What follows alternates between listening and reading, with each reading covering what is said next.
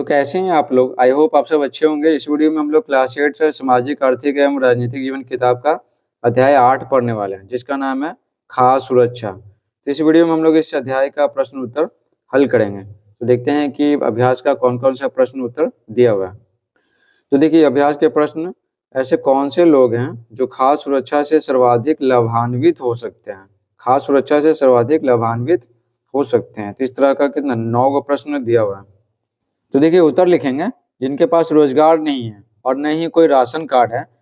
ठीक है, तो खेतिहर मजदूर और अनियमित मजदूरी पाने वाले श्रमिकों के साथ भी यही स्थिति है। ठीक है, तो वे भी खाद्य सुरक्षा से सर्वाधिक ग्रस्त हैं। तो यही लोग क्या है, खाद्य सुरक्षा से सर्वाधिक लाभान्वित हो सकते हैं अगर खाद्य सुरक्षा किया जाए तो।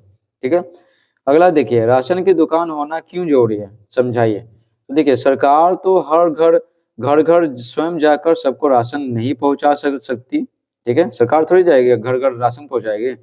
उसे भी इस काम के लिए किसी एजेंसी की जरूरत पड़ेगी। ठीक है, तो राशन की दुकान सरकारी एजेंसी के रूप में कार्य करती है। ठीक है, और फिर क्या, जन जन तक राशन की पहुंच होने के लिए राशन की दुकानें होना जरूरी है। ठीक है, राशन की दुकान होगा, राशन की दुकान है, यहाँ से आएगा सामान और लोग राशन की दुकान जाएंगे तो वहां से ले लेंगे। ठीक है, तो ये चाहिए ना, राशन की दुकानें होना बहुत जरूरी है। तीसरा देखिए, लोगों को सार्वजनिक वितरण प्रणाली द्वारा खाद्य उपलब्ध कराने के अतिरिक्त खाद्य सुरक्षा के लिए और क्या क्या उपाय किए जा सकते हैं, शिक्षक के साथ चर्चा कीजिए। तो देखिए, सार्वजनिक वितरण प्रणाली वही बोल रहा, जिससे चावल गेहूं है ना, राशन की दुकानों का ही बोला गया।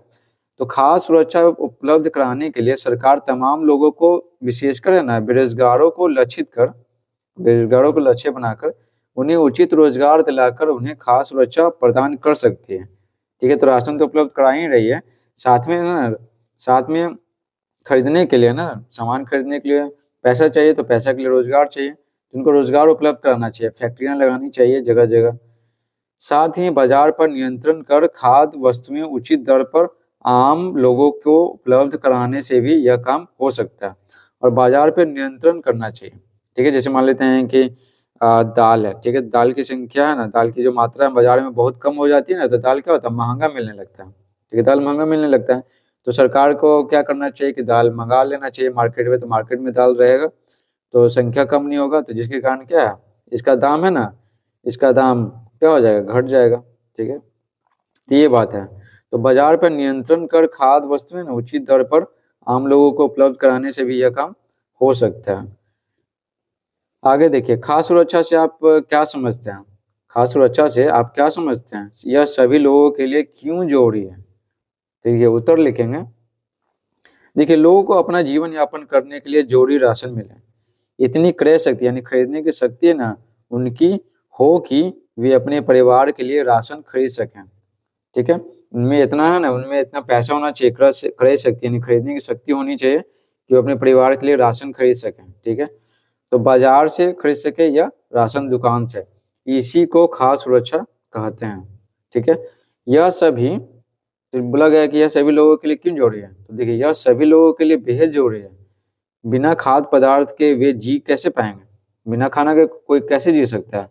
और कम खाद्य पदार्थ मिलने से वे कुपोषण का शिकार हो जाएंगे, तो कम खाना भी मिलने से दिक्कत हो जाएगा। इसलिए खाद्य सुरक्षा मिलना है ना बहुत जरूरी है। ठीक है, खाद्य सुरक्षा समझ में आ गया होगा कि लोगों में इतनी क्रय शक्ति ना, खरीदने की शक्ति होनी चाहिए कि वो अपने परिवार के लिए राशन खरीद सके। ठीक है, और पर्याप्त मात्रा में। पांचवा देखिए, कुपोषण क्या है, कुपोषण से लोगों पर किस किस तरह के असर पड़ते हैं। तो देखिए, कुपोषण कहते हैं ना कि जैसे शरीर को है ना कार्बोहाइड्रेट, प्रोटीन, फैट, मिनरल्स, ठीक है, ये सब पर्याप्त मात्रा में चाहिए। ठीक है, पर्याप्त मात्रा में, तो उनकी कमी से जो रोग होता है तो समझिए कि वो क्या हो गया, कुपोषण हो गया। तो उत्तर लिखेंगे, शरीर को पूरी खुराक न मिल पाना ही कुपोषण है। पूरी खुराक किसका, carbohydrate, protein, fat, vitamin, minerals, ये सब का। कुपोषण से लोगों का स्वास्थ्य ना खराब हो जाता है, वे कई बीमारियों के शिकार हो जाते हैं और असमय ही काल कवलित हो जाते हैं, यानी उनका समय क्या नहीं आया हुआ रहता, एज नहीं पूरा होता, फिर भी क्या वो उनका मृत्यु हो जाता है। कुपोषित लोगों की पीढ़ी दर पीढ़ी है ना कुपोषित हो जाते हैं। जैसे कोई कुपोषित स्त्री है तो उसके सभी बच्चे क्या होंगे, वो भी कुपोषित ही होंगे। तो ये बोला गया कुपोषित लोगों की पीढ़ी दर पीढ़ी कुपोषित होती जाती है। छठा सवाल है, आपके क्षेत्र में सरकार द्वारा लोगों को रोजगार देने के लिए कौन कौन सी योजनाएं चलाई जा रही हैं? ठीक है, आपके क्षेत्र में आपके विचार में इनमें से किस योजना का लाभ लोगों को सबसे अधिक हो रहा है और क्यों? तो देखिए, हमारे क्षेत्र में ना सरकार के द्वारा लोगों को रोजगार देने के लिए कई सारी योजनाएं चलाई जा रही है। तो उसमें सबसे बड़ा है ना योजना, वो क्या है, नरेगा, जिसको मनरेगा बोला जाता है। ठीक है, मतलब महात्मा गांधी। तो महात्मा गांधी राष्ट्रीय ग्रामीण रोजगार गारंटी योजना के तहत हमारे क्षेत्र में कई गरीब लोगों को रोजगार मिल रहा है। ठीक है, तो यहाँ पर है ना मेरे क्षेत्र में, मेरे गांव में ना महात्मा गांधी राष्ट्रीय ग्रामीण रोजगार गारंटी योजना ही चल रहा है। तो आपके क्षेत्र में जो जो योजना चल रहा है ना, तो उसी के बारे में लिख दीजिएगा। और कौन सा योजना है ना सबसे अच्छा है, कौन सी योजना का लाभ लोगों को सबसे अधिक हो रहा है? तो सबसे ज़्यादा लाभ है ना महात्मा गांधी राष्ट्रीय ग्रामीण रोजगार गारंटी योजना का ही हो रहा है। ठीक है, इसके द्वारा एक बहुत सारे लोगों को ना रोजगार मिल रहा है। सातवां है, भारत में अनाज की मात्रा पर्याप्त होने के बावजूद कई लोगों को भरपेट भोजन क्यों नहीं मिल पाता? अपने शब्दों में समझाइए। तो भारत है ना कृषि प्रधान देश है, तो यहाँ पर अनाज की कमी नहीं होनी चाहिए। अनाज का उत्पादन होता है, लेकिन वो बहुत सारा क्या खराब हो जाता है, सड़ जाता है। तो देखिए, भारत में अनाज की मात्रा में तो कोई कमी नहीं है, पर सरकारी गोदामों में ना सरकारी गोदामों में लाखों टन अनाज सड़ते रहते हैं। ठीक है, रख रखाव की कमी के कारण राशन दुकान वालों तक अच्छा अनाज पहुंचते भी हैं, तो अच्छा अनाज वे बेच खाते हैं और लोगों को खराब अनाज खरीद कर देते हैं। तो ये सब भी कारण है कि अनाज की मात्रा पर्याप्त होने के बावजूद कई लोगों को भरपेट भोजन नहीं मिल पाता है। तो राशन दुकानों में भी ना अनाज को अच्छी तरीके से नहीं रखा जाता बहुत जगह।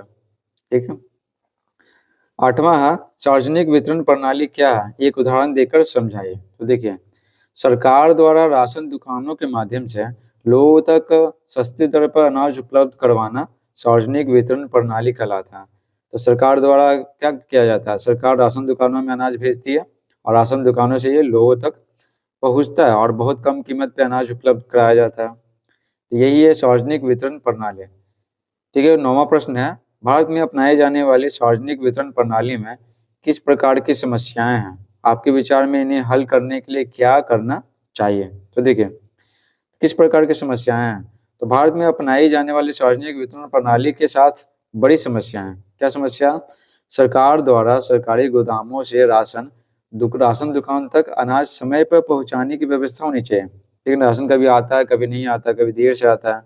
ठीक है, कभी खराब चावल आता है, कभी खराब गेहूं आता है। तो इस मामले में राज्य स्तर पर लोकपाल नियुक्त कर राशन दुकानों की निगरानी करवाना चाहिए। ठीक है ना, लोकपाल नियुक्त करना चाहिए और राशन दुकानों की निगरानी करवानी चाहिए कि वे सही अनाज सही लोगों को सही दर पे ही दे। ठीक है, तो अनाज है ना सही लोगों को दे। बहुत सारा अमीर होते हैं, फिर भी वो राशन कार्ड बनाए हुए रहते हैं और फिर इस योजना का ना लाभ लेते रहते हैं, फिर राशन दुकानों से राशन लेते रहते हैं। ठीक है, ये हो गया। और फिर क्या, राशन दुकान है ना, वो सही से काम करे। ठीक है, और वो क्या अच्छे चावल को बेच देते हैं, अच्छे चावल गेहूँ को बेच देते हैं, और खराब को वो क्या लोगों को बेचते हैं, तो वो भी दिक्कत है। तो इनको हल करने के लिए बस एक निगरानी करने वाला लोकपाल नियुक्त कर देना चाहिए, और जो निगरानी करेगा और जो भी राशन दुकान वाले हैं, दुकानदार हैं, और जो गलत कार्य में लिप्त पाया गया तो उनको दंडित करना चाहिए। ठीक है।